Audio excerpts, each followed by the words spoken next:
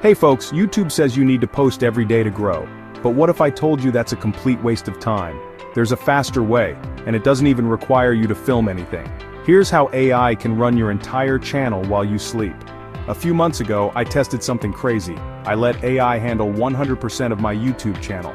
No writing, no editing, not even recording my voice. And the results? One of these videos got over 500,000 views. So today I'm breaking down exactly how it works, the tools, the costs, and the weird mistakes AI made that almost got my channel demonetized.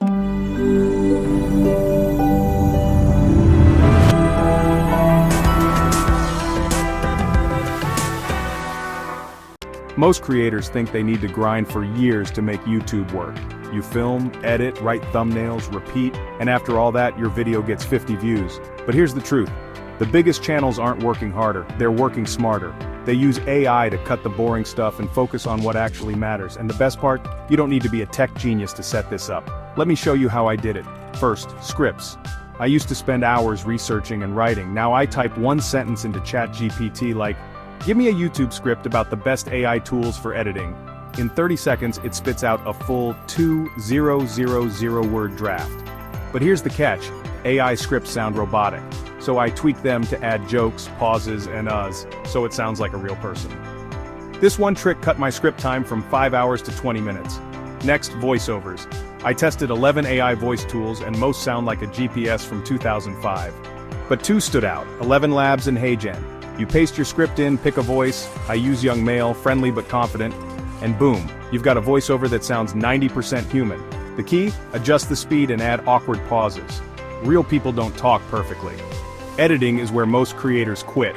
But tools like Pictory and Opus Clip take your raw voiceover, auto-cut it to a video, and even add captions.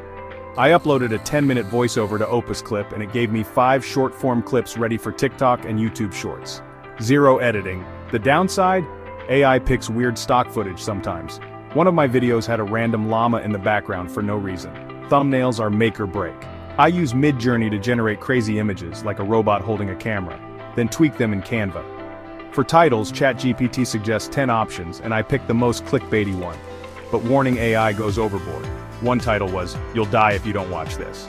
Yeah, don't do that. Here's where things went wrong. I let AI post a video without checking it. Turns out, it used copyrighted movie clips as B-roll. YouTube demonetized it instantly. Lesson? AI is lazy. It grabs the first Google Images result.